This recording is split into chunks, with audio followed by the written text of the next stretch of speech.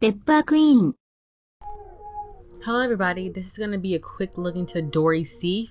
Search Party was the most underrated show on TBS in my opinion.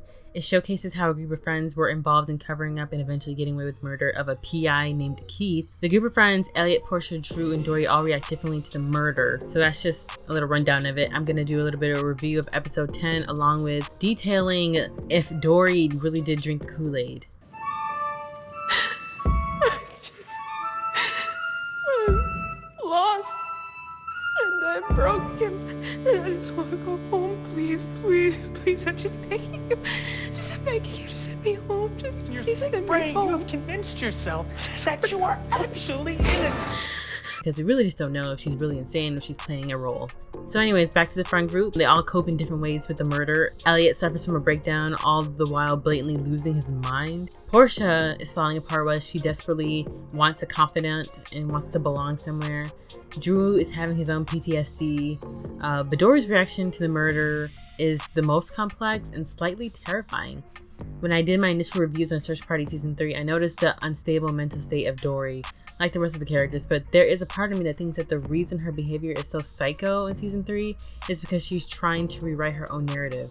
And in pursuing this, she believed her own Kool-Aid, like she drank her own Kool-Aid. When the trial started, I was under the belief that the reason Dory was so adamant about her innocence was because she was trying to get off and of course trying to save face. After all, in the seasons before, we've seen Dory proclaim that she was partly responsible for Keith's death. We did it though! You have to admit that we did what we did! I know we murdered Keith, okay? In fact, it was because of that truth Dory felt guilty about everything she put her friends through, and because of this guilt, she tried to make the situation better, but to no avail. She ended up making things worse. In a series of events, she ends up killing her neighbor. So we know Dory is guilty, and we think Dory knows that she's guilty, but my feelings towards that started to shift in this moment. This is incriminating.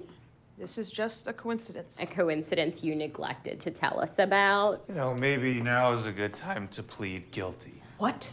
We're not guilty. More moments where she is delusional and incapable of facing the truth, and she dives into lies that she's innocent, and oh my gosh, there's so many scenes. At the same time with her ranting about her innocence, I started to notice that the more control Dory had to defend herself, the more fervent she was about her innocence. Dory's legal team is a little more than a joke. Yes, they had some wins, mainly because of luck and sometimes Dory herself. In the scene where Portia testifies against Dory, we see one of the first examples of Dory controlling the situation and proving her innocence. Dance, smarty pants. Ooh, dance, smarty pants. Ooh, Dancing smarty pants. One more time. I have to say, after this little achievement, she became more confident in herself and trying to get away with the crime. She also relishes discrediting Portia. Maybe it's because she saw Portia as an enemy, attacking someone who's innocent. I really don't know. Y'all gotta explain the scene to me. I don't know why she was getting off in that scene. What do y'all think?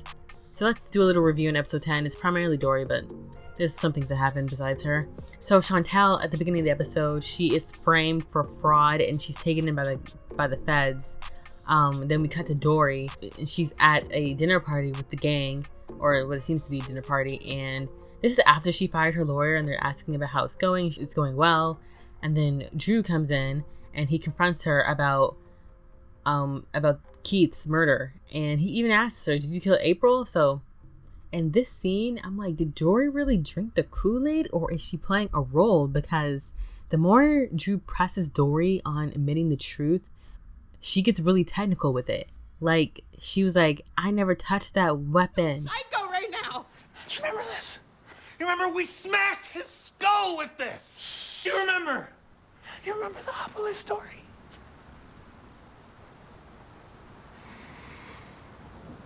I never touched that obelisk. You did. What? Are you kidding me?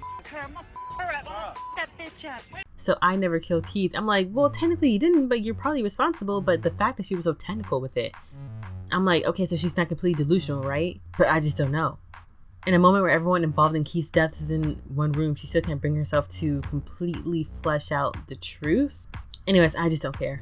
Maybe she doesn't trust her friends, so she's not comfortable speaking the whole truth. Maybe that's it, but who knows? And that's the thing. I've said multiple times before, I really just don't know where she is in her mental state. I'm never really sure, which makes it really interesting to watch. Like, I've rewatched episode 10 like 4 times. Like, it's really good. The next scene, the gang is back at court for the last time, and Dory is still riding the "I'm innocent, I'm a victim" train. Our DNA ended up in places that it shouldn't be, you know, and I wish I had a better answer for that, but I just don't.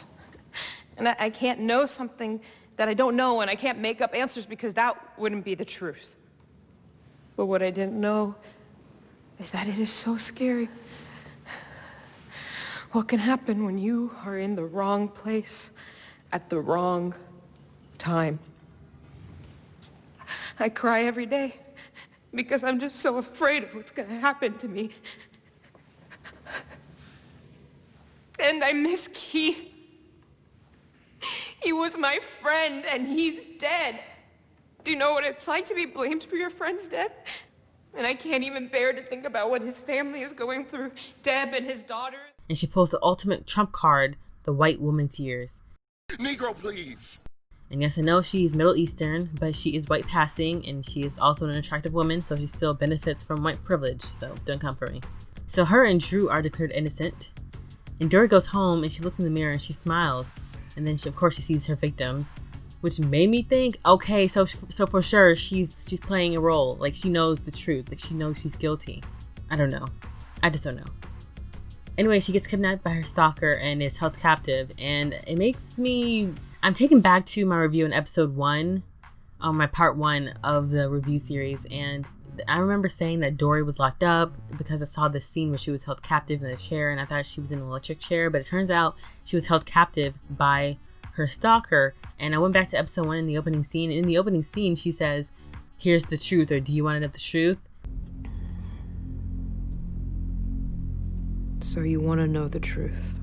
So I think she was playing a role this whole time. I think she was.